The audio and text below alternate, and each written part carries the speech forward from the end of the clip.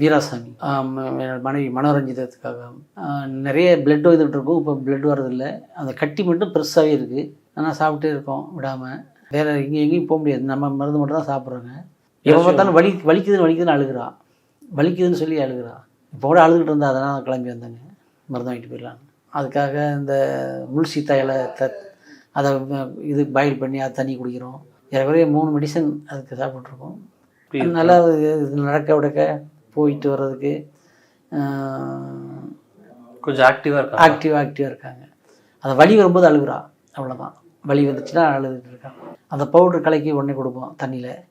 பக்கத்தில் என் ஃப்ரெண்ட் இருக்கார் டாக்டரு, அவர் எழுதி கொடுத்தாரு. அந்த மருந்து மட்டும் அந்த ஒரு பாக்கெட் இருக்குது, அந்த பாக்கெட்டை கலக்கி கொடுத்த உடனே அதை சாப்பிட்டோன்னா கொஞ்சம் நல்லாயிருக்கும். அப்புறம் வலிக்கும் போது இது மாதிரி கொடுப்போம். இந்த பெருசாச்சு, இந்த இதுலேருந்து லெஃப்ட் சைடில் இருந்தது இப்போ ரைட் சைடு வரைக்கும் பழகிடுச்சு, பெருசாக இருக்குது. கொஞ்ச நாளில் ஒரு பிளட்டு வந்துகிட்டே இருந்தது ஓவராக. இப்போ பிளட் வர்றதில்லை, ஆனால் வலி மட்டும் இருக்குது. அது ஒன்றும் பண்ண முடியாத அளவுக்கு இருக்குது. கட்டி பெருசாக இருக்குது உள்ளேயே. அது ரொம்ப இதாக இருக்குது. டாக்டர் கேட்டதுக்கு நீங்கள் சாப்பிட்ருங்க, வேறு வழி இல்லை, நீங்கள் சாப்பிட்டு தான் ஆகணும் அப்படின்னாங்க.